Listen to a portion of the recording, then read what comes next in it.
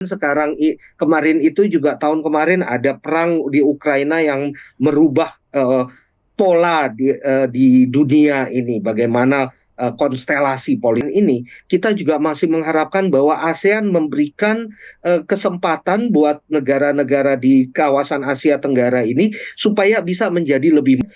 Presiden Jokowi juga sudah menyebutkan tentang kesatuan ASEAN.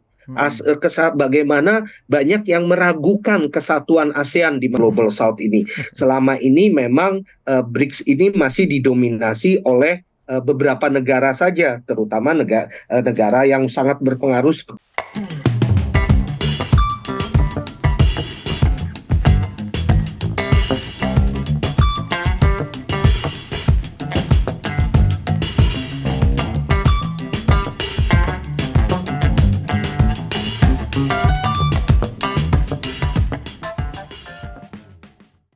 Oke, welcome to Perspektif Baru dan juga Total Politik. Seperti biasa kita hari ini akan ngobrol-ngobrol dalam wawancara Perspektif Baru untuk mengulik berbagai macam isu tentang politik, ekonomi, dan pastinya soal kebebasan dan demokrasi. Dan di ruang ini kita yang kita teruskan dari semangatnya almarhum Wimar Witular sejak tahun 90-an adalah we promoting a good guy. Nah, good guy siapa yang akan gua wawancarain pada hari ini dan topik apa yang akan kita bahas? Sekarang udah bersama saat ini seorang intelektual dan kalau kita bilang ini salah satu lembaga think tank par excellence, nggak cuma ada di Indonesia tapi juga mungkin paling top lah se-Asia Pasifik sekarang dan sangat cocok untuk bicara dan kita mintai pendapatnya soal event terbaru yang tengah kita helat sebagai tuan rumah nih. Kalau tahun lalu di G20 kita sebagai presidensi, sekarang kita sebagai hosting lah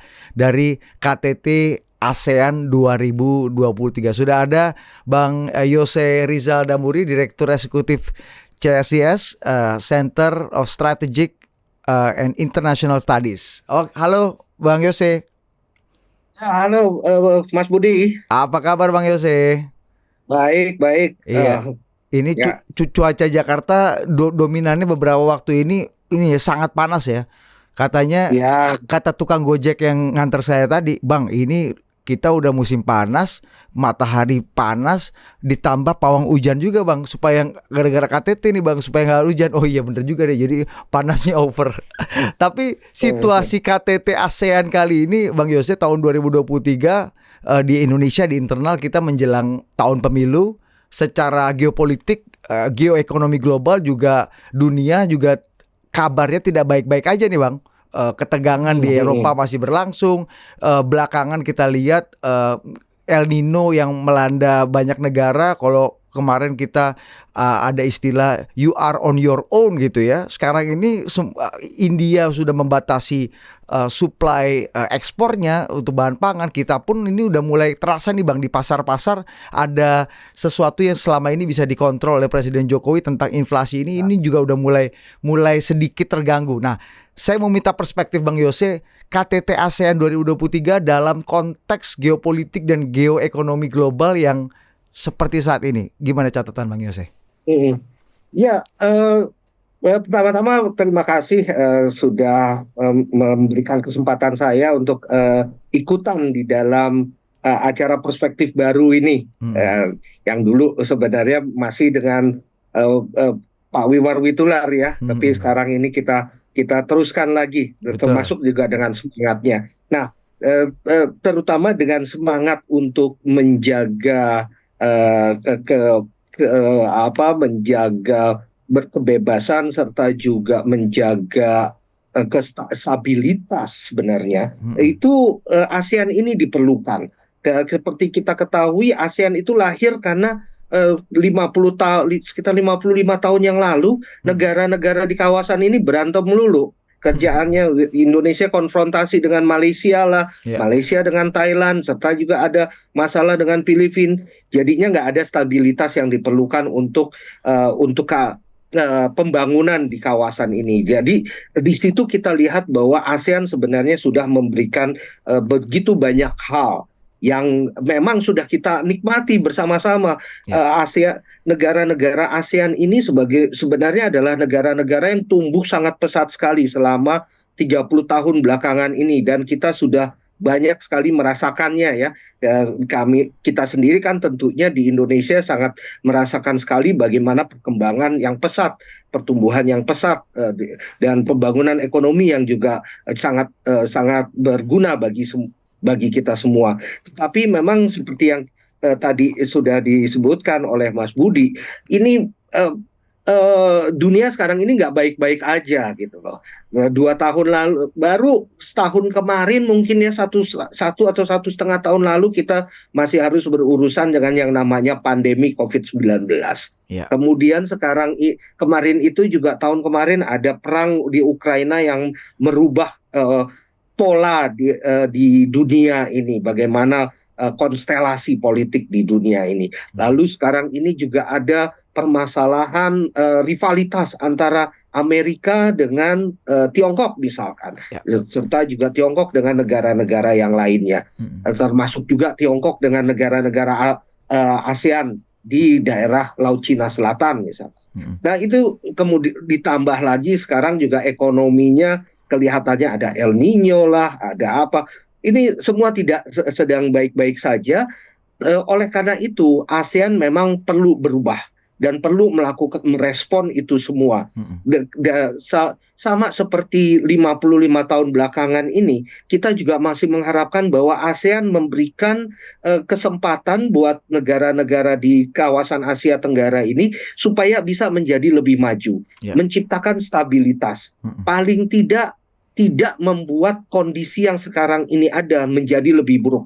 Ya, kita tahu ada permasalahan rivalitas antara Tiongkok dengan Amerika misalnya. ASEAN seharusnya bisa membuat rivalitas tersebut berada di luar dari kawasan ASEAN. Ya, kita juga tahu bahwa ada permasalahan El Nino serta permasalahan pangan yang menyebabkan negara-negara tuh berlomba-lomba untuk melarang ekspor pangan mereka.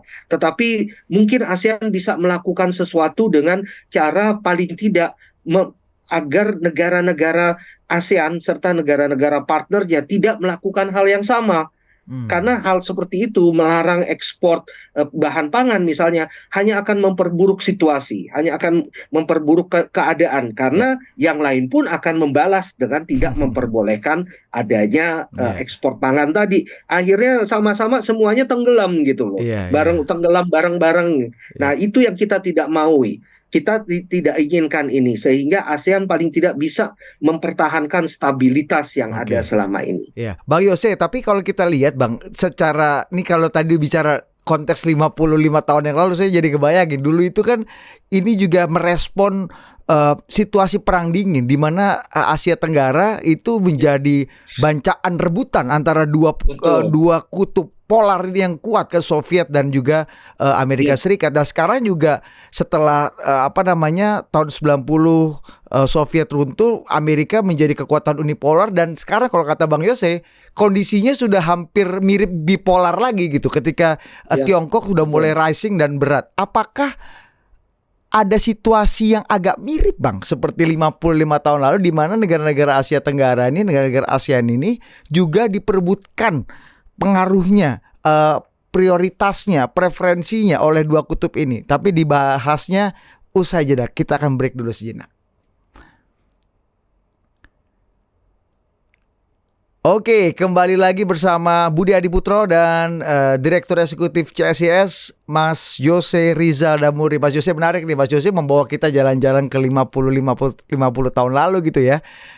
Konteksnya perang dunia, perebutan nih, siapa dapat apa, siapa menguasai apa.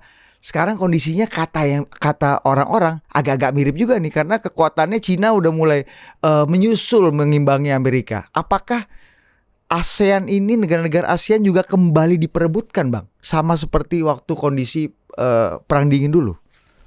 Ya, betul sekali. Kondisinya hampir sama-sama atau mirip-mirip lah ya. Ada yang bahkan mengatakan bahwa ini adalah perang dingin versi kedua. Jadi Cold War 2.0 gitu namanya sekarang ini. Jadinya mirip-mirip di sana, tetapi yang lebih mengkhawatirkan adalah kalau dulu kita bicara tentang Uni Soviet itu bersaing dengan Amerika hanya dalam bidang militer, dalam bidang keamanan. Karena memang keduanya punya power di sana. Nah, nggak ada yang namanya Uni Soviet itu menjadi tantangan atau menjadi challenger ya, penantang Amerika dalam bidang ekonomi. Oh, dulu Sekarang ini lomba buat-buatan nuklir aja ya Bang ya dulu ya. iya, cuma nambah-nambahin nuklir aja banyak-banyakan atau pergi ke bulan gitu kan ya Iya. keduanya. Nah, tapi kalau sekarang ini Cina atau Tiongkok itu juga mempunyai kekuatan ekonomi yang sangat-sangat powerful, yang sekarang ini sudah menjadi nomor 2 dan bahkan diperkirakan ke depannya bisa akan menjadi nomor 1. Dan itu yang membuatnya menjadi lebih kompleks dan lebih mengkhawatirkan lagi. Karena kalau keduanya ini tidak bisa bekerja sama, akhirnya perekonomian dunia akan terpecah belah yang akhirnya mungkin bukan hanya menyebabkan tensinya meningkat, tetapi juga akan berakibat kepada pembangunan ekonomi yang optimal ya. Dan ini tentunya sangat berpengaruh sekali kepada negara-negara ASEAN, karena kita bisa lihat bagaimana Tiongkok sendiri sangat asertif ya, sangat ambisius sekali untuk mendekati negara-negara ASEAN ini. Misalnya kita tahu ada yang namanya Belt and Road Initiative, ini inisiatif perdagangan pembangunan infrastruktur yang diinisiasi oleh Tiongkok, dan itu sudah mengeluarkan uang hampir 1 triliun US dollar untuk mendorong pembangunan infrastruktur di Asia Tenggara serta di negara-negara Asia yang lainnya. Seperti Marshall Plan dulu gitu lah ya, kurang lebih ya. Betul, seperti Marshall Plan dulu, yang kalau dulu tapi Marshall Plan kan di bawah dari Amerika Serikat. Nah, sekarang di bawah dari Tiongkok. Ini Tiongkok mau mengeluarkan uang seperti itu. Di Indonesia juga ada beberapa proyek-proyeknya yang dibawa, yang termasuk dari Belt and Road Initiative. Dan itu tentunya bagi Amerika Serikat merupakan satu ancaman, karena mereka melihat bahwa influence atau pengaruh dari Tiongkok ini bukan hanya di dalam bidang ekonomi, tetapi juga di dalam bidang-bidang yang lainnya. Nah, oleh karena itulah memang tadi misalnya atau kemarin di dalam pembukaan KTT ASEAN, Presiden Jokowi juga sudah menyebutkan tentang kesatuan ASEAN. Bagaimana banyak yang meragukan kesatuan ASEAN di masa mendatang. Beliau kelihatannya sangat-sangat optimistis dengan kesatuan ASEAN ini yang bisa dipertahankan, karena memang saya setuju sekali perbedaan pendapat, perbedaan kepentingan bukanlah menjadi suatu ancaman terhadap kesatuan ASEAN ini. Tetapi juga saya pikir kita juga perlu realistis dan menganggap bahwa prospek ataupun juga probability kemungkinan kita untuk terpecah di ASEAN ini juga semakin hari semakin kelihatan lebih. Memang masih kecil, tetapi kalau kemungkinannya makin lama makin besar, itu juga mengkhawatirkan. Untuk hari ini kondisinya gimana Bang Yose? Untuk hari ini apakah petanya sudah mulai kelihatan? Ini kalau di sekarang kan lagi zaman Pilpres, ini ada koalisi A, ada koalisi B, ini udah mulai kelihatan belum nih Bang? Apa alur pengelompokannya nih di ASEAN sendiri? Atau seperti Pak Jokowi bilang, kita masih satu dan harus tetap bersatu, gitu.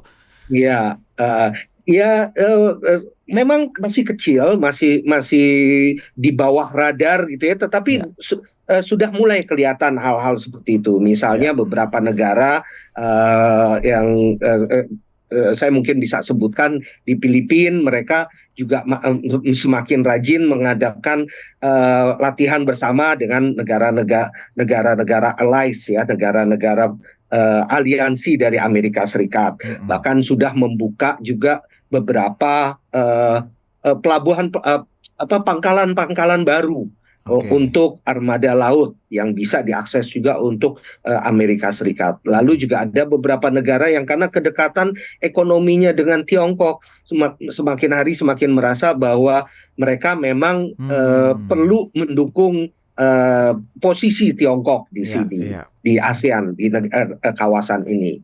Ya, hal-hal seperti itu sudah mulai kelihatan memang. Ya, jadi memang ASEAN akan kembali jadi battleground, tapi kali ini tidak hanya persoalan militer dan geopolitik, tapi juga masalah penguasaan dan influencing ekonomi ini yang berarti Bang ya, yang menjadi challenge.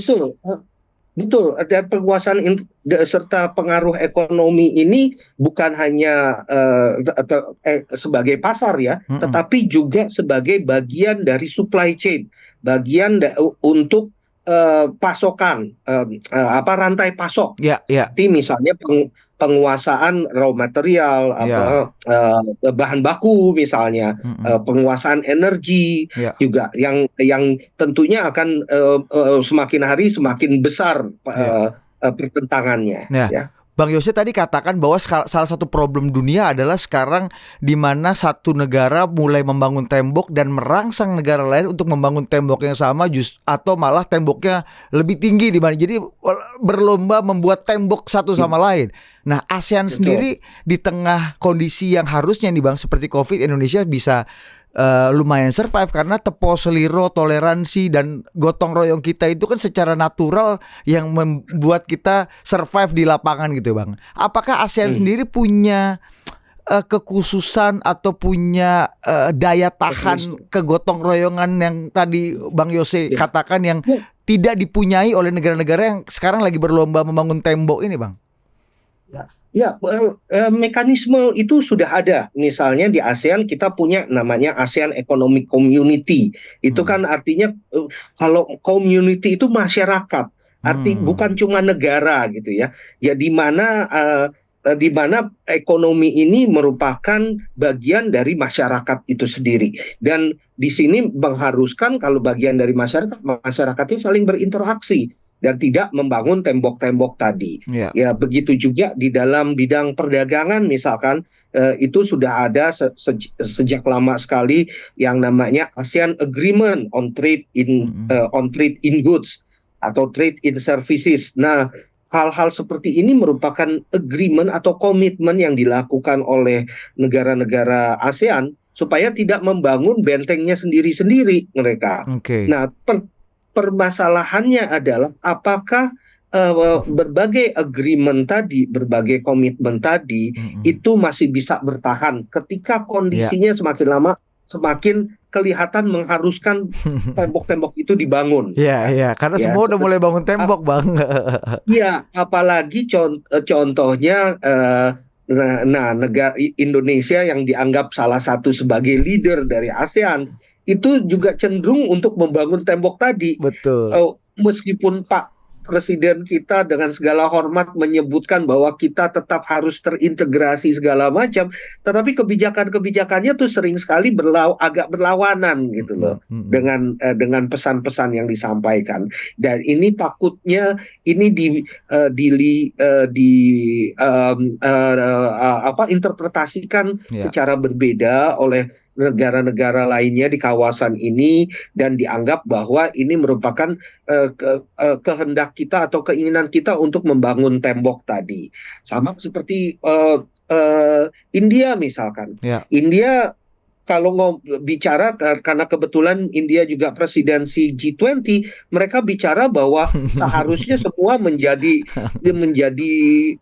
terintegrasi lebih baik, terbuka dan lain-lainnya demi kemaslahatan bersama. Betul. Tetapi tiba-tiba mereka mengeluarkan kebijakan untuk melarang ekspor beras. Padahal negara-negara lain juga masih banyak, terutama di sekitar mereka sendiri yang juga membutuhkan supply dari pasokan dari beras mereka.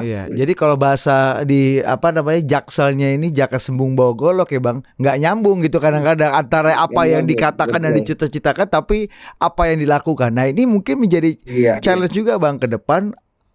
Ada yang bilang 5-6 tahun terakhir gitu ya, terutama sejak Presiden Trump di Amerika ya.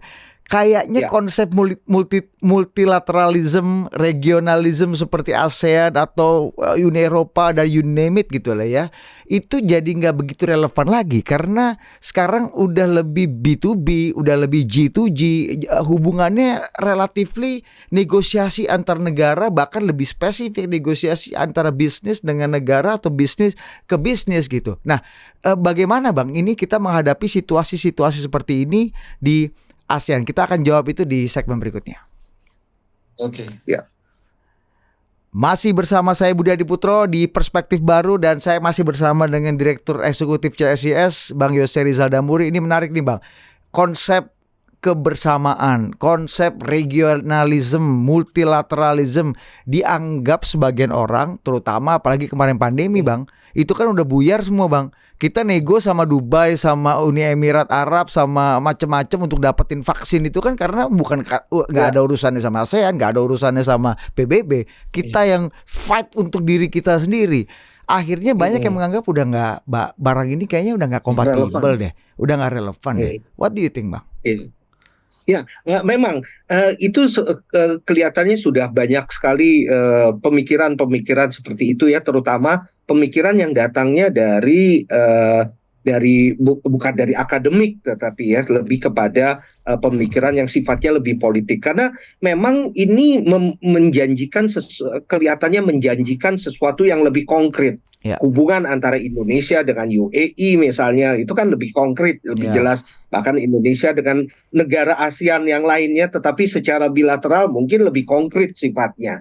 Yaitu coba ada banyak hal yang menyebabkan kenapa multilateral dan regional itu masih harus terus kita support, kita harus dorong terus. Yang pertama adalah karena ini sifatnya menjadi lebih mudah, lebih murah. Kalau kita harus bernegosiasi dengan satu persatu, kita harus mencapai kesepakatan dengan satu persatu, itu butuh sumber daya yang begitu banyak, sumber daya orangnya, sumber daya pemikiran, dan sumber daya juga harus dealing dengan masing-masing pihak yang mungkin berbeda-beda culture-nya gitu ya. Butuh itu banyak Pak Luhut kita ya, intinya ya. Ya, sumber daya emosinya juga harus kuat itu.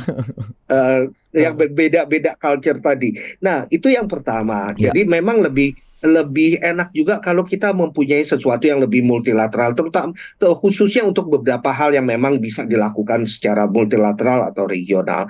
Yang kedua, yang satu lagi juga yang perlu saya katakan bahwa kebanyakan ke masa depan kita, terutama dalam bidang ekonomi dan interaksi sosial ya, itu tidak lagi mengenal batas-batas. Kita tahu sekarang ini yang namanya digital economy itu begitu masif. Yang namanya artificial intelligence misalnya sangat berpengaruh sekali kepada kita. Dan ini tidak mengenal batas. Bagaimana kita misalnya sekarang ini juga bisa mengakses berbagai acara-acara yang berada di luar negeri dari seluruh dunia dengan begitu mudahnya. Dan oleh karena itu kita memerlukan tatanan yang baru untuk pengelolaan ini semua. Yang namanya digital economy itu nggak lagi bisa dilakukan di dalam satu negara. Yang tata kelolanya harus bersama-sama. Karena ini spillover-nya besar sekali. AI itu nggak bisa diatur hanya dalam satu negara saja misalnya. Karena AI yang datang dari luar juga banyak. Begitu juga misalnya mengenai digital ekonomi yang lainnya. Permasalahan financial fraud, penipuan finansial. Itu nggak datangnya dari Indonesia, tapi datang dari tempat-tempat yang lain. Judi bola aja datangnya kebanyakan mungkin dari banyak tempat yang lainnya ya. Nah, hal-hal kayak seperti itu nggak bisa kita tangani hanya dengan dengan bilateral. Harus kita tangani secara bersama-sama. Belum lagi kalau kita bicara tentang masalah perubahan iklim. Nah, perubahan iklim ini bahkan nggak bisa lagi dibicarakan di tingkat regional. Ini harus dibicarakan, harus ada tindak lanjutnya di tingkatan global. Harus bersama-sama. Karena kalau cuma satu yang melakukan tindakan, sementara yang lain tidak melakukan tindakan, itu akan ada kerugian bagi yang melakukan tindakan, yang yang melakukan inisiatifnya akan dirugikan, sementara yang lain-lain juga tidak bisa mendapatkan keuntungan. Belum lagi kemudian permasalahannya sendiri memang harus ditangani pada tingkatan global. Nah, hal-hal ini semua yang menyebabkan kita juga harus terus mendorong Ya. pendekatan regional serta juga pendekatan multilateral. Oke, jadi belum tentu tamat. Justru ini yang menjadi ini ya last resources atau pertahanan terakhir kita untuk bisa mengatasi kejahatan global yang juga tadi itu lintas teritorial yang lebih ngeri gitu Bang ya, dan regionalisme ini justru penting. Jadi punya kolektif punya kebersamaan untuk mengatasi hal-hal yang juga dihadapi bersama. Nah, ini yang terakhir nih Bang. Satu challenger baru. Kalau tadi kita bicara Bang Yose bicara bipolarism, new perang dingin gitu Bang. Perang dingin 2.0 lah bahasa Bang Yose itu tadi. Ini ada satu barang baru Bang. Dan dulu kayaknya kita banyak ini kayaknya barang ini nggak akan kemana-mana nih. Lama makin kuat seiring dengan menguatnya Tiongkok dan Rusia. Yaitu apa yang terjadi kemarin di Afrika Selatan, BRICS Bang. Nah ini barang yang cukup menarik karena ini kayak kalau kita lihat koran yang agak koran kuning dijual di lampu merah Bang, kita nggak mau baca tapi kayaknya kita lirik juga asik juga nih, kayak lama-lama baca juga nih barang itu Bang. Nah, BRICS ini BRICS dalam konteks sekarang, dan apakah ASEAN itu juga akan mulai apa dampaknya juga Bang? Terutama buat negara-negara di ASEAN ini, BRICS sebagai new emerging forces gitu di perang dingin baru ini. Gimana Bang Yose? Iya, ini sekali lagi sebenarnya memang satu respons juga ya yang ada di akibat rivalitas yang semakin meningkat tadi. Tentunya BRICS ini bisa juga menjadi alternatif karena apa? Karena ini mengangkat paling tidak narasi-narasi itu yang sering diangkat adalah dari Global South, dari negara-negara selatan atau negara-negara berkembang. Itu suara dari Global South. Ya, walaupun kita bisa pertanyakan siapa sebenarnya Global South ini. Selama ini memang BRICS ini masih didominasi oleh beberapa negara saja, terutama negara yang sangat berpengaruh seperti Tiongkok. Ya. Cuma ini juga bisa menjadi penyeimbang buat Indonesia sendiri atau negara-negara ASEAN lainnya. Ini bisa menjadi semacam, kalau kita bisa memainkan peranannya dengan baik ya, ini bisa menjadi semacam semacam ancaman gitu loh, atau kita memberikan semacam warning kepada Amerika Serikat, negara-negara atau negara-negara G7 gitu ya, bahwa kita ada alternatif loh, Anda jangan seenak-enaknya aja. Nah, kita juga di sini ada nih alternatif lainnya yang bisa kita gunakan. Jadi itu mungkin kita bisa mainkan juga. Walaupun saya tidak terlalu mendukung bahwa Indonesia misalnya ataupun beberapa negara lainnya untuk bergabung di dalam BRICS ini, karena muatan politisnya itu kental sekali, yang kadang-kadang juga nggak sejalan dengan apa yang kita sebut sebagai politik bebas aktif di Indonesia, ya. Tapi tetap kita perlu mainkan ini secara bijaksana gitu, supaya bisa menjadi juga menjadi juga bahan buat kita untuk memperkuat perekonomian kita serta juga memperkuat posisi Indonesia. Bang, ini yang terakhir sekali Bang. Situasinya kan BRICS ini kayak kalau kita di kampus ini Bang, ini kayak organisasi ekstra kampus yang lagi memulai fase atau masa kaderisasi baru nih Bang.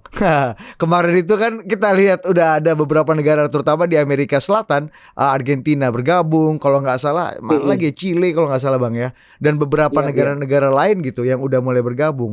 ASEAN saya lihat belum ada yang bergabung, tapi pasti kita pun sudah secara terbuka diajak dalam konferensi internasional itu secara terbuka gitu.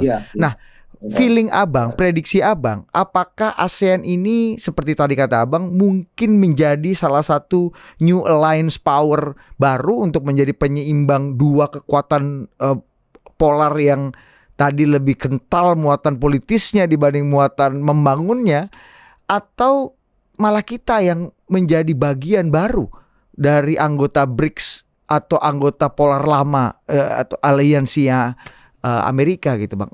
What do you think? Ya, sekarang ini sih seperti yang tadi kita sudah bahas ya, ASEAN masih bisa memainkan peranannya secara baik, walaupun memang sudah mulai ada di tingkatan negara-negara itu sendiri yang sudah mulai doyong ke salah satu pihak gitu ya.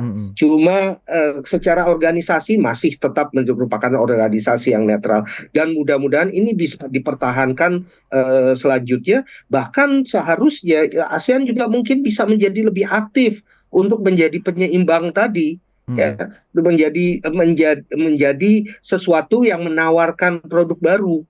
Ya, sama seperti waktu dulu Indonesia kan juga punya yang namanya non-aligned movement, non-blok, yang juga keluar dengan non-blok, KTT non-bloknya, dengan semangat Bandung Asia Afrika yang ada di beberapa puluh tahun yang lalu. Mungkin ASEAN juga perlu diarahkan ke arah sana supaya bisa menjadi lebih aktif sebagai penengah. Walaupun penengahnya mungkin masih kecil, tetapi penengah ini kelihatannya juga punya bargaining power yang cukup lumayan, asalkan ada leadership yang cukup kuat di ASEAN itu sendiri untuk mendorong ke arah sana. Jangan sampai kita kumpul-kumpul seperti arisan aja, akhirnya jadi gosip, saling ngobrol aja, tapi nggak bisa bikin movement dan nggak menakutkan juga buat siapapun yang di luar sana yang harusnya juga takut ngelihat kita berhimpun dan berkumpul ini Bang ya. Jadi ini juga ini strategi yang penting, dan tadi kata Bang Yose kuncinya leadership. Mudah-mudahan kita lihat Presiden Jokowi Indonesia bisa memainkan peran itu dengan cukup baik, apalagi kita menjadi tuan rumah di tahun ini, dan mudah-mudahan di tahun yang sangat kritis ini Bang ya, kita bisa memainkan perannya dan memimpin ASEAN ini untuk bisa membawa manfaat tidak hanya bagi Indonesia tapi juga bagi negara-negara anggotanya. Terima kasih sekali lagi Bang Yose Rizal Damuri, Direktur Eksekutif CSIS. Demikian ngobrol-ngobrol kita di Perspektif Baru. Jangan lupa saksikan acara kita, ngobrol-ngobrol kita di YouTube Perspektif Wimar dan di semua jaringan radio dan website yang tergabung dalam jaringan Perspektif Baru, dan jangan lupa di Total Politik. Saya Budi Adiputro, sampai jumpa.